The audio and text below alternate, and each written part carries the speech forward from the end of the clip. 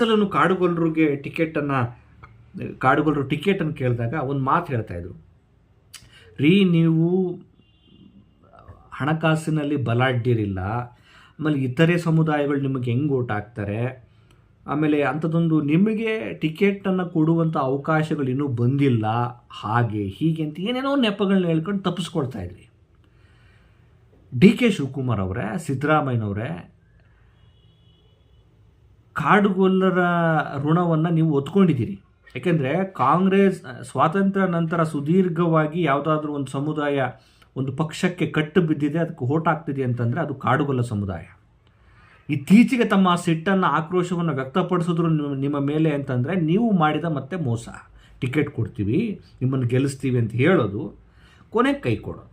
ಹಾಗಾಗಿ ಅವರು ಪರ್ಯಾಯವಾದ ಯೋಚನೆಗಳನ್ನ ಮಾಡ್ತಾರೆ. ಈಗಲೂ ಕೂಡ ಕಾಡುಗೊಲ್ಲರಿಗೆ ಕಾಂಗ್ರೆಸ್ ಪಕ್ಷದ ಮೇಲೇ ಒಂದು ರೀತಿಯ ಒಲವು, ಪ್ರೀತಿ. ಯಾಕೆಂದರೆ ಅವರು ಮೊದಲಿಂದನೂ ಕೂಡ ಆ ಪಕ್ಷದ ಪರಂಪರೆಯ ಜೊತೆ ಗುರುತಿಸಿಕೊಂಡಿದ್ದಾರೆ. ಈಗ ನೀವು ಹೇಳ್ತಿದ್ರಲ್ಲ, ಅಯ್ಯೋ ನಿಮ್ಮಲ್ಲಿ ಸಮರ್ಥ ಅಭ್ಯರ್ಥಿಗಳಿಲ್ಲ, ಆಮೇಲೆ ನಿಮಗೆ ಸಪೋರ್ಟ್ ಮಾಡುವಂಥ ಒಂದು ಸಂದರ್ಭ ಬಂದಿಲ್ಲ ಅಂತ ಹೇಳ್ತಿದ್ರಲ್ಲ, ಸಿದ್ದರಾಮಯ್ಯನವರೇ, ಡಿ ಕೆ ಶಿವಕುಮಾರ್ ಅವರೇ, ಈಗ ಕಾಡುಗೊಲ್ಲರಿಗೆ ಒಂದು ಸರಿಯಾದ ಸಂದರ್ಭ ಬಂದಿದೆ. ಕಾಡುಗೊಲ್ಲರು ಸಾಮಾಜಿಕವಾದ ನ್ಯಾಯವನ್ನು ಕೇಳೋದಕ್ಕೆ ಇದೊಂದು ಸೂಕ್ತವಾದ ಸಂದರ್ಭ. ಯಾಕೆ ಅಂದರೆ ನೀವು ಹೇಳೋ ಹಾಗೆ ಎಲ್ಲ ರೀತಿಯ ಅಂಶಗಳನ್ನು ಒಳಗೊಂಡಂಥ ಎಲ್ಲ ರೀತಿಯ ನಾಯಕತ್ವವನ್ನು ಮೈಗೂಡಿಸಿಕೊಂಡಿರುವ ಸಣ್ಣ ಚಿತ್ತಾಯನವರು ಅಧಿಕಾರಕ್ಕೆ ಅಂದರೆ ಉಮೇದುವಾರಿಕೆಯನ್ನು ಸಲ್ಲಿಸೋದಕ್ಕೆ ರೆಡಿಯಾಗಿದ್ದಾರೆ.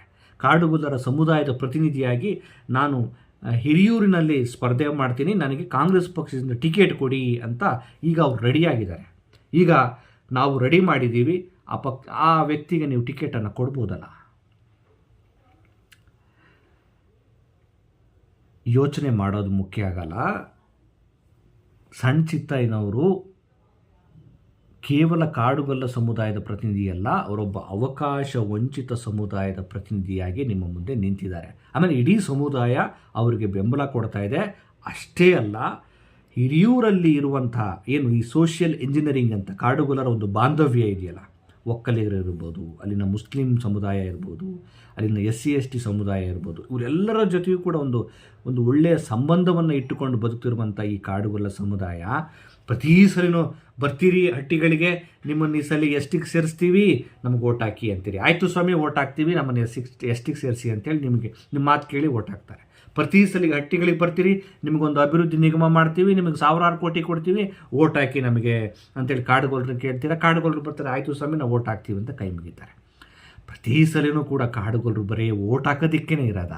ಯೋಚನೆ ಮಾಡಿ ಸಿದ್ದರಾಮಯ್ಯನವರೇ, ಡಿ ಕೆ ಶಿವಕುಮಾರ್ ಅವರೇ, ಮತ್ತು ಇನ್ನು ಕಾಂಗ್ರೆಸ್ ಪಕ್ಷದ ಮುಖಂಡರುಗಳೇ, ಯೋಚನೆ ಮಾಡಿ. ಕಾಡುಗೊಲ್ಲರು ಹಿರಿಯೂರಲ್ಲೇ ಒಂದು 45,000 to 50,000, ಹತ್ತತ್ರ ಒಂದು 55,000 60,000 ಅಂತ ಇಟ್ಕೊಳ್ಳೋಣ. ಆ ಹಂತಕ್ಕೂ ಅವರಿದ್ದಾರೆ. ಒಂದು 50,000 ಅಂತೂ ಜನಸಂಖ್ಯೆ ಇದ್ದಾರೆ. ಇಷ್ಟು ಪ್ರಮಾಣದಲ್ಲಿರುವಂಥ ಒಂದು ಸಮುದಾಯಕ್ಕೆ, ಅದರಲ್ಲೂ ಅವಕಾಶ ವಂಚಿತ ಸಮುದಾಯಕ್ಕೆ, ಸ್ವಾತಂತ್ರ್ಯ ಬಂದು ಇದುವರೆಗೂ ಕೂಡ ಅಲ್ಲಿ ಯಾರು ಹೊಳಲ್ಕೆರೆಯಲ್ಲಿ ಸಿದ್ದರಾಮಪ್ಪ ಮತ್ತು AV ಉಮಾಪತಿಯವರು ಬಿಟ್ಟರೆ ಕಾಡುಗೊಲ್ಲ ಸಮುದಾಯದಲ್ಲಿ ಇದುವರೆಗೂ ಕೂಡ ಶಾಸಕರು ಯಾರೂ ಆಗಿಲ್ಲ. ನೀವೊಬ್ಬರಿಗೆ MLC ಮಾಡಿದ್ರೆ ಕಾಟಾಚಾರಕ್ಕೆ ಅಂತ ಅವರು ಪಾಪ ಅವ್ರಿಗೇನು ಅವಕಾಶವನ್ನು ಕೊಡಲಿಲ್ಲ, ಅವನ್ನ ಬಂದರು ಹೋದರು. ಸ್ವಾತಂತ್ರ್ಯ ಬಂದು ಇಷ್ಟು ವರ್ಷಗಳಾದರೂ ಕೂಡ ಕೆಲವು ಭಾಗಗಳಲ್ಲಿ ಹಿರಿಯೂರು, ಚಿತ್ರದುರ್ಗ, ತುಮಕೂರು, ದಾವಣಗೆರೆ ಇಷ್ಟೊಂದು ಪ್ರಮಾಣದಲ್ಲಿ ಜನಸಂಖ್ಯೆ ಹೆಚ್ಚಿರುವ, ಜೊತೆಗೆ ಅವಕಾಶ ವಂಚಿತವರಾಗಿರುವ, ಜೊತೆಗೆ ಕಾಂಗ್ರೆಸ್ ಪಕ್ಷದ ಜೊತೆ ತುಂಬ ಗುರುತಿಸಿಕೊಂಡಿರುವ, ಸಪೋರ್ಟ್ ಮಾಡಿರುವಂಥ ಈ ಸಮುದಾಯದಲ್ಲಿ ಒಬ್ಬ MLA ಇಲ್ಲ ಇದುವರೆಗೂ ಅಂತಂದರೆ ಅದು ವಂಚನೆ ಅಲ್ವಾ? ಒಬ್ಬ MLA ಇಲ್ಲ ಅಂದರೆ ಅದು ವಂಚನೆ ಅಲ್ವಾ? ಚುನಾವಣೆ ಬಂದಾಗ ಸಾಲಿಡ್ಡಾಗಿ ಲಕ್ಷಾಂತರ ಓಟುಗಳನ್ನ ಆರಾಮಾಗಿ ತೆಗೆದುಕೊಳ್ತೀರಿ, ಅವ್ರಿಗೊಂದು ಟಿಕೆಟ್ ಕೊಡಲ್ಲ ಅಂತಂದರೆ ಇದು ಯಾವ ಸೀಮೆ ಸಾಮಾಜಿಕ ನ್ಯಾಯ? ರಾಹುಲ್ ಗಾಂಧಿಯವರು ಸಂವಿಧಾನದ ಪುಸ್ತಕವನ್ನು ಇಟ್ಕೊಂಡು ಯಾವಾಗಲೂ ಸಾಮಾಜಿಕ ನ್ಯಾಯದ ಬಗ್ಗೆ ಮಾತಾಡ್ತಾರೆ, ತುಂಬ ಒಳ್ಳೆಯ ವಿಚಾರ. ಸಿದ್ದರಾಮಯ್ಯವರು ಮಾತಾಡ್ತಾರೆ, ಸಂವಿಧಾನದ ಆಶಯಗಳನ್ನ ಹೇಳ್ತಾ ಇರ್ತಾರೆ.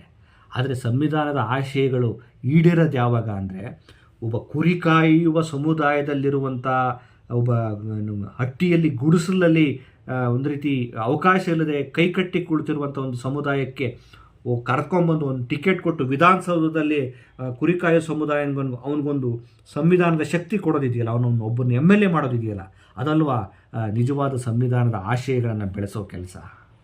ಅದು ತಾನೇ.